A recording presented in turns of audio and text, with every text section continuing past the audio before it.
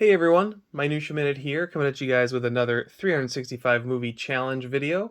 This week is going to be all about Nicolas Cage. I thought it would be fun to celebrate his career with the release of The Unbearable Weight of Massive Talent, in which he plays a version of himself with all the Hollywood gossip and the persona and the stereotypes all kind of rolled into one movie.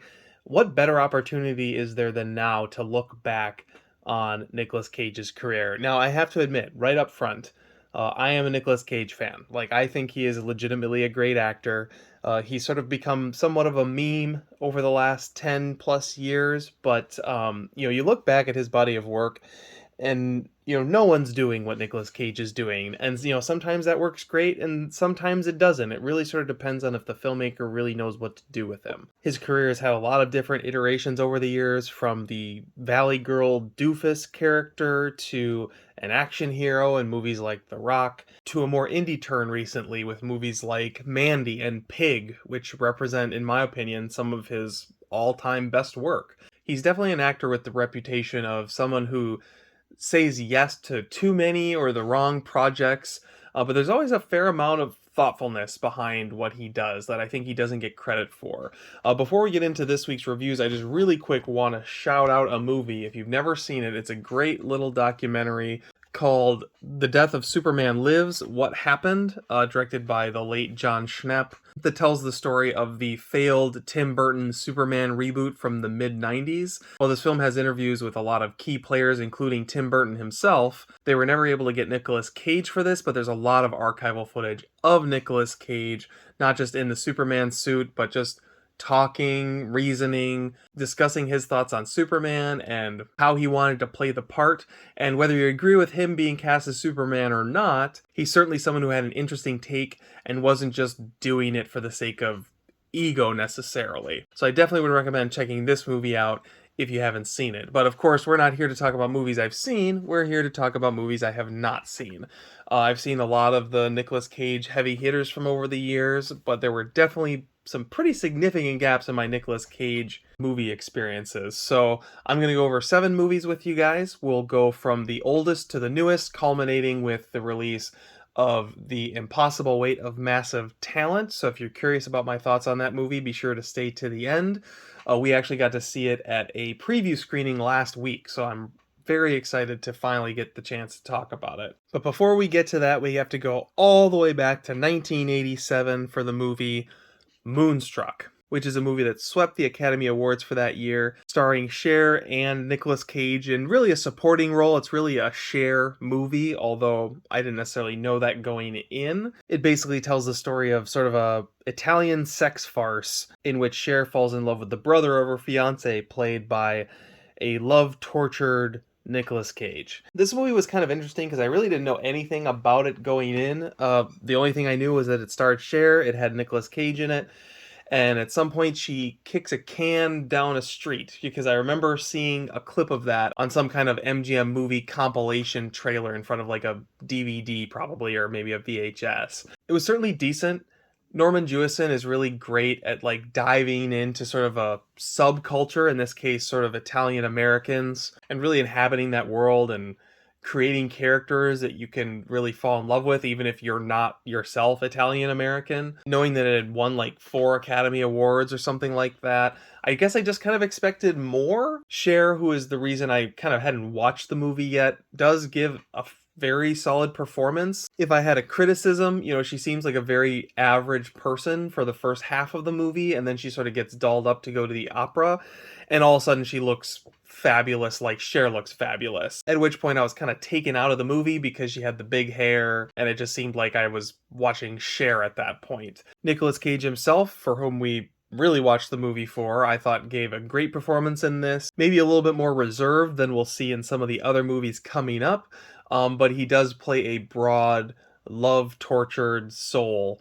Now, if you've never seen Moonstruck before, I certainly wouldn't say don't watch it, but I don't know that this necessarily holds up as like one of the all-time great Academy picks. In some ways, it feels like a movie really appealing hard to a group of old people that are no longer in the academy because they're dead. Not to sound too morbid about it, but of course, this is the era in which Driving Miss Daisy won the same year that Do the Right Thing was released. So it was just a different era. The next movie I watched is one of Nicolas Cage's sort of less famous movies, although in some ways it's one of his most famous movies. Not a movie that I think a ton of people have seen unless you're kind of a hardcore Nicolas Cage fan, but you've definitely seen clips from this movie. You've definitely seen screen grabs from this movie because it is where all the crazy Nicolas Cage memes come from, and that is Vampire's Kiss, which I wanted to buy on Blu-ray but was forced to stream. Exciting news, MVD is actually putting this movie out, so I do have a pre-order in for it, but it won't be coming out until June, so I guess you'll have to wait if you're interested in picking it up. But this movie was kind of the dark horse film of the week, and this is one that is definitely not for everybody. It's a movie that I almost can't even describe because because it's just so bizarre. In this movie, Nicolas Cage plays your typical 80s yuppie. He falls in love with a woman who he starts believing was a vampire and then believes that he is becoming a vampire himself. He is horribly abusive to one of the women in his office who is a secretary of his, and the whole time he plays it with, I'm pretty sure, a 1980s Donald Trump impression. Now, of course, Donald Trump these days is very triggering. You have to go back, to the mindset of 1988 when this movie came out and just sort of take Donald Trump at his sort of face value absurdity, right? And it's funny because Nicolas Cage is doing this weird accent the whole movie, and it took until about an hour in when my Nusha wife turned to me and was like, "Oh, it's a Donald Trump thing that he's doing," and then it just all kind of clicked into place. It's a black comedy that is genuinely really funny. If you took Nicolas Cage out of this movie, I would say this movie probably wouldn't even be worth your time of day. All the humor really does come from Nicolas Cage, and I think revisionist history would tell you that these are unintentional laughs, but he's truly showing great comedic timing in this movie, and if you want to see the ultimate cagey experience, this is definitely the movie to watch. I didn't know what I thought of it until the next day, and then I kind of decided I loved it. So if you like Nicolas Cage and you haven't seen it, go check it out. But even if you're not sure and you still sit down and watch it, I promise it's at least entertaining. All right, next up, we're going to jump to 1990 for a movie that you're all going to go, Minutia Minute, you haven't seen Wild at Heart yet? Well, I have now, so you can't accuse me of having not seen it anymore. To be honest, I've never watched this movie because I'm not actually a huge David Lynch fan. I know, take away my movie cred, but that's not to say that I don't appreciate David Lynch. I've just never seen a film from David Lynch that I could really connect with. I get the surreal elements to his filmmaking, I get the value of him as a filmmaker and why he's so important. And even when I watch his movies, I'm like, this is really pretty incredible, but something about it I just don't connect with. I think maybe it's just surrealism in general. It's just not a form of art that I really can ever connect with. It's just my brain's a little too analytical to completely invest. But that said, finally sitting down and watching Wild at Heart, I was really glad that I did. This is probably one of the more accessible David Lynch films. It's sort of an Elvis movie wrapped in a Wizard of Oz homage with a fair amount of surreal touches thrown in, but not kind of overpowering. Fundamentally, you appreciate the Nicolas Cage Laura Dern dynamic in which there are two fugitives, Nicolas Cage from the law, Laura Dern from her domineering mother, driving across the country in pursuit of their dream to make a life together. Another film that truly utilizes Nicolas Cage to his full potential. I think the thing I liked best about this movie was the parallels that it draws to the old Elvis movies and how it's sort of a postmodern take on that. The Wizard of Oz elements felt a little bit too on the nose for me to really feel like they added to the story, whereas the Elvis stuff I felt fit the material much more naturally.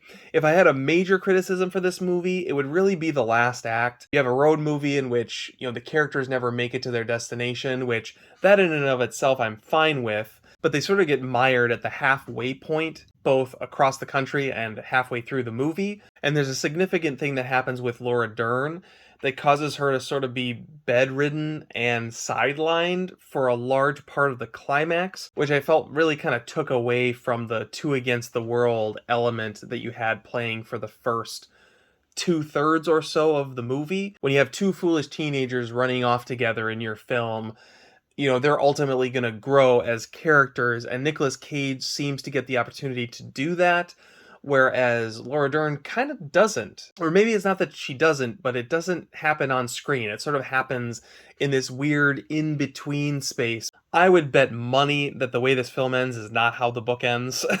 It just feels painfully obvious. I haven't watched the extras for this, but I'm gonna check them out and see if I'm right. But I would bet that the movie veers pretty far afield at the end from what the original story intent was in the novel. Of the movies I've talked about so far, it actually probably has the broadest appeal. Vampire's Kiss might be just a little bit too kooky for some people, and Moonstruck might be a little too dated, whereas Wild at Heart still feels fresh watching it today. Definitely a classic, definitely worth checking out. Even if you're not a huge David Lynch fan, there's certainly a great movie experience to be had here if you take the time. All right, next up, we are going to skip all the way ahead to the years 2007 and 2012. Oh boy, for the Ghost Rider collection. So honestly, these got added into my rotation because this Blu-ray was $8 and it was as cheap to buy this 2-pack as it was to rent these movies in high def on Amazon. Now, I remember when these movies were coming out, and this was before Sony was sort of infamously terrible with their superhero movies. They still had a lot of goodwill built up from Spider-Man. Daredevil, while not 20th Century Fox and not a good movie, hit well enough that people were just kind of on board for whatever. And so then we got Whatever, which ended up being Ghost Rider, from the director of Daredevil. And the first one, honestly, is one of the worst movies I've ever seen, possibly. I honestly was shocked at how bad it was. First of all, you're going to put Nicolas Cage in a movie in which, comic books aside, you've got this guy who makes a deal with the devil and turns into a fiery biker CGI character. You would expect Nicolas Cage to go a little nuts in this movie, and he doesn't. To be honest, he plays it very bland. Like, it feels like your typical Marvel movie where you take someone with a lot of talent and something unique to bring, and then don't let them bring any of it. The weirdest thing he does in this movie is he eats jelly beans out of a martini glass, and it's like a running joke that kind of they forget about after 15 minutes. More egregious than that, the tone of the first film is completely all over the place. It's trying to be sort of your typical Marvel Spider-Man movie, except with a different character. And so there's a vague sense at a Western motif, there's a vague sense at a superhero motif, and the whole thing adds up to this very dull film that just doesn't seem to know what it even wants to be. And on top of that, the director is making a mess of a script that is clearly already a pretty big mess. One of the funniest things I've ever seen on film, if you've seen the Ghost Rider movie, you'll know what I'm talking about, where Sam Elliott turns into a Ghost Rider on a horse. Sorry, I don't know the Ghost Rider lore, so I don't know who that character is. Sue me.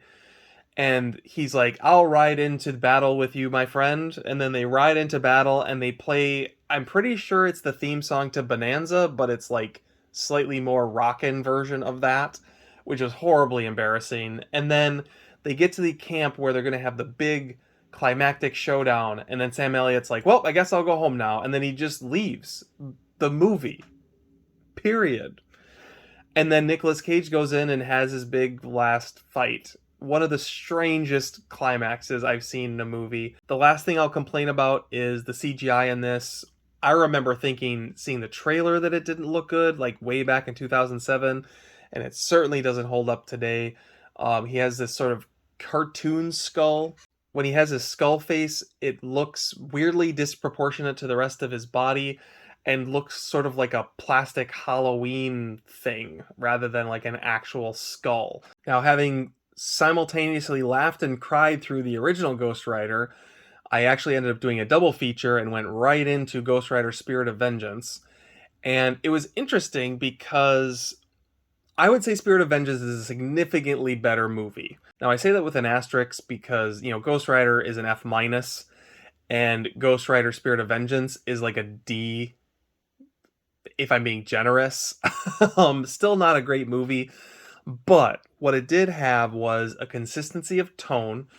They got the directors of Crank to do this, which Crank is a movie I actually haven't seen, but I'm very familiar with. It is on my list to watch in the actually very near future, so look out for that. And while their style, especially these days, feels pretty dated with the speed ramping and the GoPro photography and the quick cuts, all the sort of buzz techniques of the late aughts, early 2010s are present in this, but also genuinely kind of work for what it is. Like if you just let yourself get into that mindset, it's perfectly competent and above all, thankfully consistent. There truly is a vision. The way Ghost Rider is realized in the effects is also significantly improved here. He looks like a burning skull face would look as opposed to a cartoon Halloween mask, which is great. You can certainly tell this movie was made cheap on a budget and the effects are a bit more sparing, maybe not quite as hi-fi, but it works because the directors are going for a very lo-fi approach. So it all actually balances pretty well.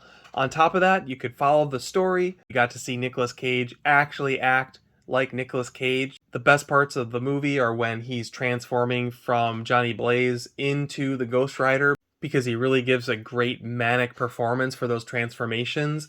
Honestly, the biggest problem I had with this movie came down to just the very boilerplate action film, been there, done thatness of it all. All right, and then that brings us to the penultimate movie of the week from 2011. This is a film that's sort of infamously terrible. Definitely a good example of the Nicolas Cage says yes to too many movies era, and that is 2011's Drive Angry. Co-starring Amber Heard. I actually did not recognize her on here. I thought it was just like generic blonde lady, which I mean, I guess that is kind of what Amber Heard is, but with all the current controversy between her and Johnny Depp floating around on TV and YouTube and everywhere else you turn, it was kind of an unpleasant surprise to see her arrive in this movie. But kind of an interesting one to watch, especially coming in after Ghost Rider, because it's actually a fairly similar movie. Nicolas Cage plays a man who escapes from hell to get revenge on the person who wronged his daughter. He drives a car instead of a motorcycle, and while his head doesn't light on fire, he has sort of vaguely supernatural powers granted to him by the devil or his henchmen. This was easily the second worst movie I watched this week after the original Ghost Rider, but it was an interesting watch because, I've heard mixed things. Like, I remember when it was coming out and everyone's like, my God, this movie is literally dog shit. But then afterward, I would just hear people bring the movie up and be like, oh, yeah, that's actually kind of an underrated Nicolas Cage movie. And I'm always like, really? Like, I remember seeing the preview and thinking, oh, God. Which is kind of why I chose this one to watch from this particular era and not some of the other really schlocky, low budget Netflix type stuff that he's done. I think the defenders of this movie would probably say that it's misunderstood in the sense that it's certainly tongue in cheek. It's trying to go for like an over the top grindhouse style, but it's not like an homage to grindhouse era like something like X. It's more going for the Danny Trejo, Robert Rodriguez machete mold, where, it's like a cartoon version of what Grindhouse is played for laughs. The question is Drive Angry actually funny? And that's where the movie really falls apart. Because maybe this worked in script form, I'm not sure. But the performances and the direction, it really falls flat hard. Nicolas Cage sort of speaks in one-liners in this movie, and they're all just absolutely eye-rolling, which is too bad because, Nicolas Cage does have great comedic timing, as proven from movies like Vampire's Kiss, and I don't know why, he couldn't bring it out here. But my suspicion is it probably boils down to directorial decisions and editorial decisions. This is certainly the type of movie that could be a lot of fun to watch, but as it exists in reality, you're gonna have to be drunk and hanging out with a lot of friends, excited to yell at the movie screen. And then speaking of bad effects, boy, did this put the first Ghost Rider to shame. They're doing the 3D thing that they clearly can't afford to be doing. And so at the beginning of the movie, you have him riding out of hell in this car, and it's literally like Phantasm 5, where they got like a college freshman to do it. Like really, really unpolished. for a wide release film. All right, and then that just leaves us with the film of the week, which is The Unbearable Weight of Massive Talent. What a great movie this was. Now, I don't want to oversell it because this certainly isn't like Pig or Mandy, where it's like, an experience kind of on another level. This is a very, by the numbers buddy comedy action movie. Like, that's really what this movie is. It's the Nicolas Cage Pedro Pascal show. There's certainly a lot of behind the scenes Nicolas Cage-isms that they kind of address. They address his critics, and that stuff's fine. Like, I don't feel like Nicolas Cage has to apologize for anything, to be honest. But what really got me was the behind the scenes filmmaking elements of it, because in this movie, Nicolas Cage and Pedro Pascal are brainstorming a movie that they're going to make together, and they're kind of living it as they're brainstorming it. And the whole thing gave me a Bowfinger vibe. I don't know how many people out there have seen Bowfinger with Steve Martin and Eddie Murphy, but that's a movie about low budget filmmaking, directed by Frank Oz.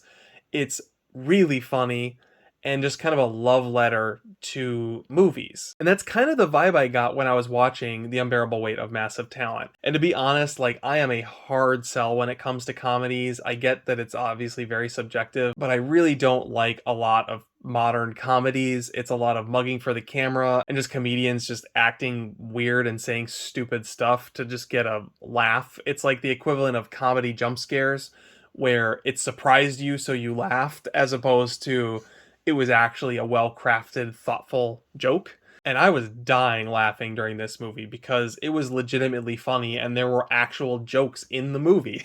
So I haven't had the chance to talk about this movie with a lot of other people, so I'm really curious to know your guys' thoughts if you went out and saw it. It is getting a fair amount of buzz though, and some pretty good reviews. This is certainly not a next level cinematic experience, but it's that great film where anybody can probably go and just get a kick out of it and just have a fun time, but also not completely quote unquote turn your brain off. The only criticism I have for this movie is, they make some jokes about action films, but then the movie sort of becomes an action film, and that can be a pet peeve of mine. Overall, that kind of worked for this movie. The problem was the action sequences were a little too pedestrian to sort of make it to that next level.